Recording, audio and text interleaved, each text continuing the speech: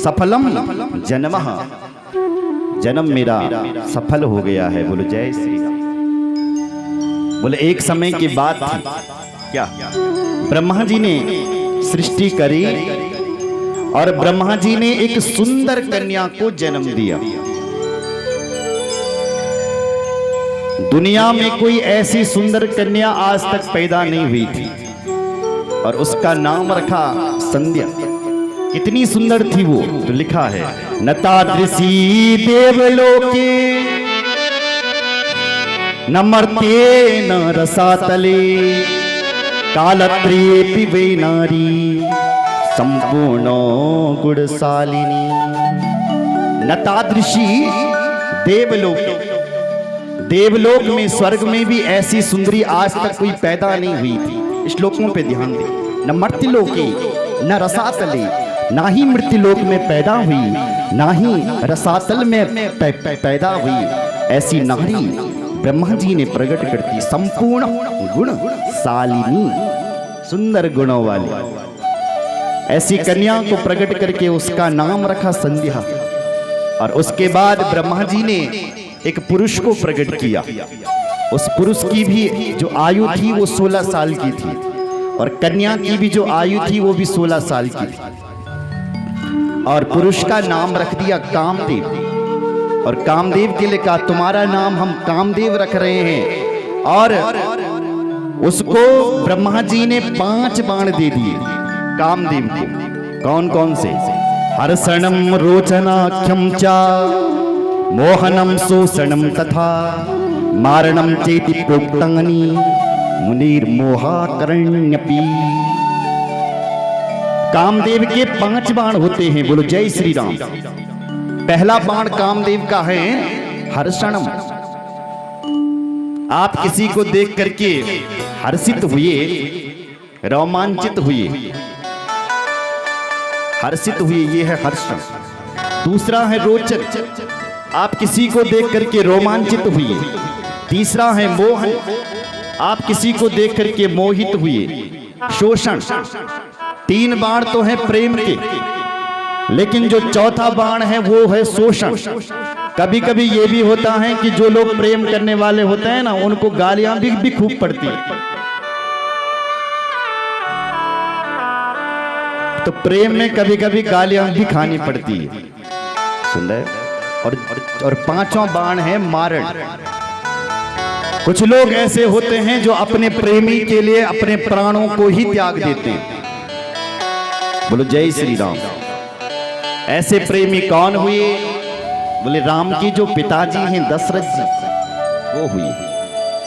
दशरथ जी अपने राम से इतना प्रेम करते थे कि राम राम कहते ही वो इन्होंने अपने प्राणों को त्याग दिया था। बोलो जय श्री राम। इसलिए प्रेम में कभी कभी लोग मरते भी। तो प्रेम का काम का जो अंतिम बाण है वो है मारण। तो ये 5 बाण ब्रह्मा ने उसे दिए और कहा कि आज से हम सारे देवता तुम्हारे अधीन रहेंगे। कौन कौन?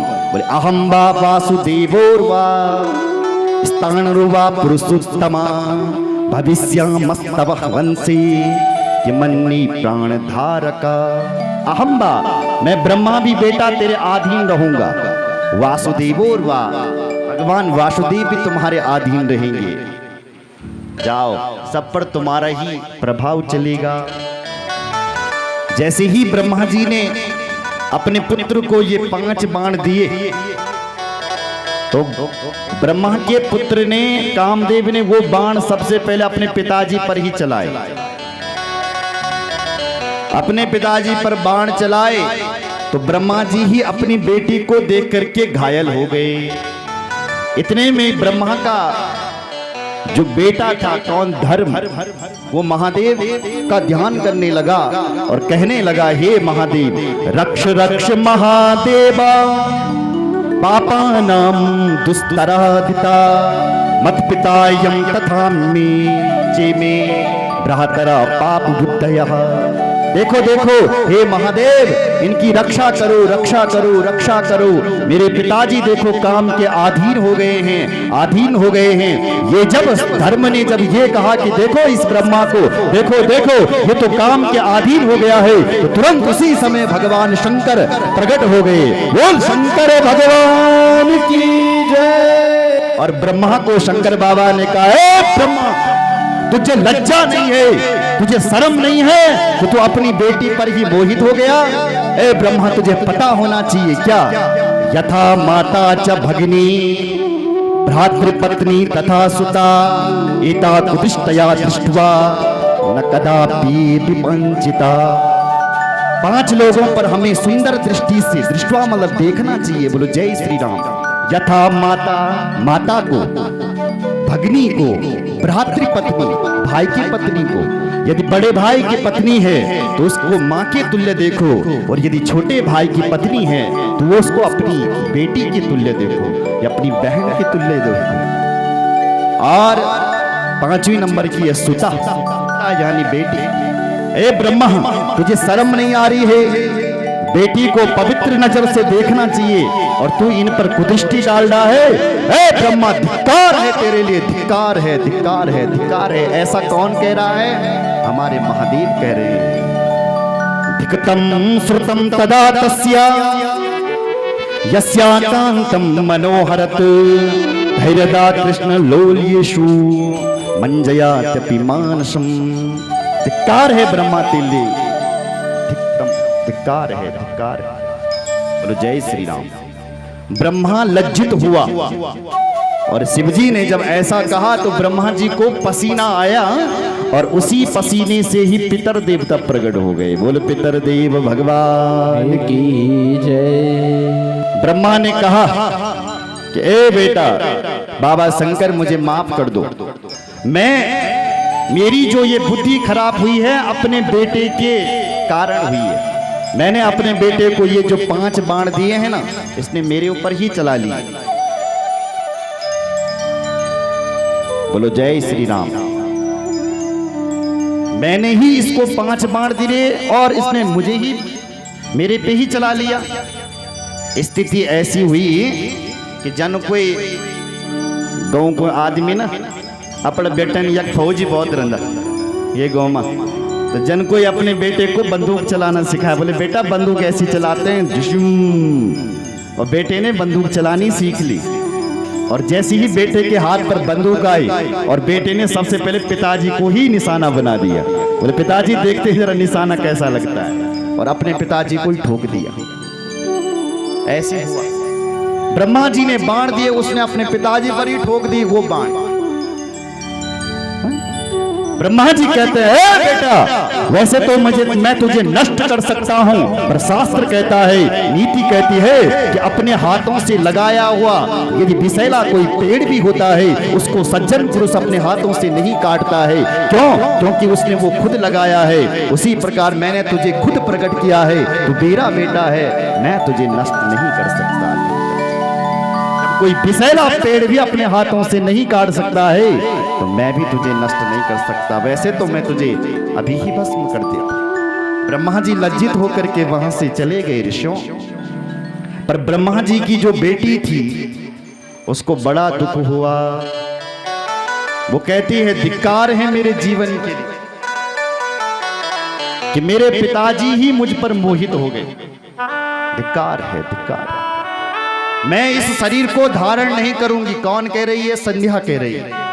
किम त्वेकं स्थापयिष्यामि मर्यादामिहि भूतले उत्पन्न मात्रा न तथा स्वप्न कामांसु शरीरिणा। मैं इस शरीर को धारण नहीं करूंगी। क्या करूंगी? बोले मैं तप करूंगी और इस धरती पर मैं मर्यादा स्थापित करूंगी।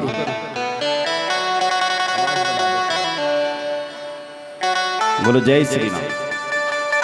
संध्या वहां से लज्जित होकर के गई और पर्वत पर पहुंची, जंगल में पहुंची और वहां पर सोचने लगी कि मैं शंकर जी का कौन सा नाम रटूं, क्या करूं। उसके बाद ब्रह्मा ने देखा कि मेरी बेटी जंगल में गई हुई है, तो वशिष्ठ ऋषि को भेजा और कहा कि जाओ तुम उसको शिव नाम की दीक्षा दो। वशिष्ठ जी गए और उस संध्या को शिव नाम की दीक्षा दी। ओम नमः शंकरायेति ओम इत्यांतेन संततम मौन तपस्या प्रारंभम तन्मे निगतशृणु। ओम नमः शिवाय ये मंत्र संध्या को दे दिया और मौन तपस्या उसने प्रारंभ कर दी है। कठोर तप किया। कहते हैं कई चतुर्युगों ये युगियों तक उसने कठोर तप किया। उसके बाद महादेव शंकर ने उसको दर्शन दिया। महादेव बोले हे देवी वरदान मांगो, क्या चाहिए तुम्हें, क्या चाहिए, क्या चाहिए। तब वो देवी संध्या कहती है हे महादेव यदि आप मुझ पर प्रसन्न हैं तो मुझे वरदान दीजिए। यदि देव प्रसन्नोसि तपसामं सांवृतम प्रतस्तदायं प्रथमो वरो मम विधीयताम। यदि आप मेरे ऊपर प्रसन्न हैं तो हे प्रभु आप मुझे वरदान दीजिए, वरदान दीजिए, वरदान दीजिए। क्या वरदान है? तो पहला वरदान मांगती है क्या?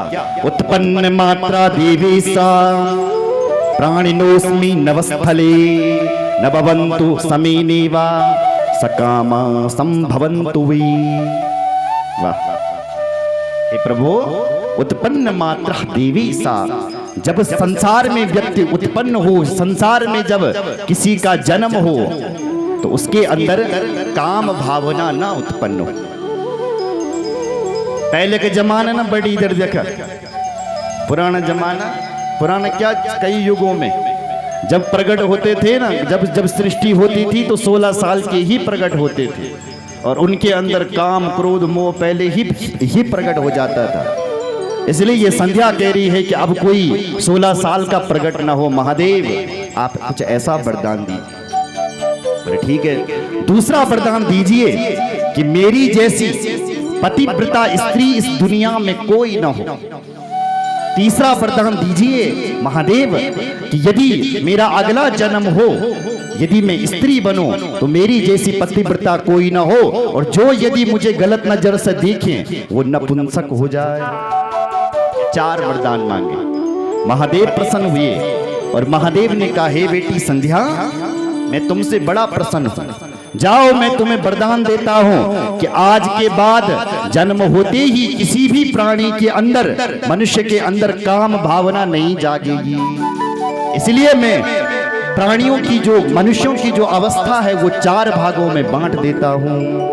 प्रथमो से सबो भावा कुमाराख्यो द्वितीयका तृतीयो यौवनो भवंश्च चतुर्थो वार्धकस्तथा।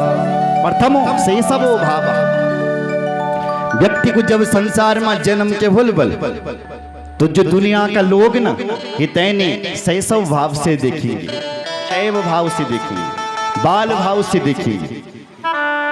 बोलो जय श्री राम। और जब वो थोड़ा बड़ा होगा, बाल भाव मतलब 1 वर्ष से लेकर के, जन्म से लेकर के 12 साल तक, उसके बाद जब बड़ा होगा 12 साल से जब ऊपर होगा तो लोग उसको कुमार भाव से देखेंगे कि देखो कुमार है। और जब वो 18 साल का होगा तो उसके बाद उसको लोग यौवन भाव से देखेंगे। और जब और बड़ा होगा तब उसको वार्धक्य भाव से देखेंगे। जाओ देवी मेरा आपके लिए वरदान है। ये संसार में महादेव ने ये स्थापना कर दी, इसलिए धरती के जो देव हैं वो महादेव हैं। बोलो जय श्री राम। हे देवी दूसरा तुमने वरदान मांगा था कि मेरी जैसी पतिव्रता स्त्री कोई ना हो, इसलिए मैं तुम्हें आज्ञा देता हूं कि तुम जाओ और चंद्रभागा नदी के तट पर मेधा ऋषि यज्ञ कर रहे हैं, तुम जाओ और मेधा ऋषि के यज्ञ में छलांग लगाओ, तुम उसी यज्ञ से तुम फिर प्रकट हो जाओगे। बोले मैं जाऊंगी, कोई मुझे देखेगा तो लोग गाली नहीं देंगे कि हमारे यज्ञ में छलांग मान लगी। तो महादेव ने कहा मेरा आशीर्वाद है तुम्हें कोई देखेगा नहीं, जाओ।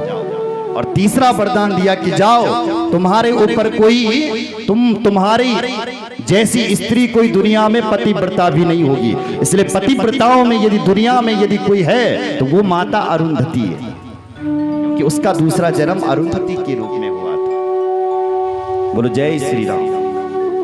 वो देवी संध्या गई और मेधा ऋषि के यज्ञ में छलांग लगाई। जैसी ही छलांग लगाई तो किसी ने देखा नहीं, लेकिन जब प्रकट हुई तो त्रिकाल संध्या प्रकट हो गई। बोलो भक्त वत्सल भगवान की जय। पहली संध्या प्रकट हुई प्रातःकालीन संध्या, दिन वाली संध्या प्रकट हुई, दोपहर वाली, मध्याह्न संध्या और सायंकालीन संध्या प्रकट हो गई है। बोलो जय श्री राम। यदि हम प्रातः में भगवान का नाम लेते हैं तो प्रातः संध्या देवताओं के लिए की जाती है, और यदि हम देवता लोग प्रसन्न होते हैं, और यदि हम शाम के समय यदि संध्या करते हैं तो हमारे पितर देवता प्रसन्न हो जाते हैं। अगर तुम बड़ी सुबेर सुबेर भगवान को नौ निलियन बोल तुम तो तुम्हारा देवता नहीं है, हमारा सब प्रसन्न हो जाते हैं। और यदि हम शाम के समय यदि भगवान का नाम लेते हैं तो हमारे जितने पितर हैं वो सब प्रसन्न हो जाते हैं। सुबह शाम अवश्य प्रभु का नाम लेना चाहिए। उसके बाद वो एक कन्या के रूप में प्रकट हुई। मेधा ऋषि ने उसको अपनी बेटी बनाया, और उसके बाद ब्रह्मा विष्णु महेश ये तीनों देव प्रकट हुए, और ब्रह्मा जी के जो पुत्र थे वशिष्ठ, उसके साथ उनका ब्याह करवा दिया। बोल शंकर भगवान की जय, भक्त वत्सल भगवान की जय। जय जय श्री राधे। इस प्रकार से ऋषियों ये संध्या की कथा है। अब जब शिवजी ने जब ब्रह्मा जी को डांटा था, गाली दी थी ना, तो ब्रह्मा जी के मन में रोष उत्पन्न हुआ कि देखो देखो मैं कन्या पर मोहित हुआ, शिवजी ने मुझे डांटा, अब मैं भी इस शिवजी को छोड़ूंगा नहीं।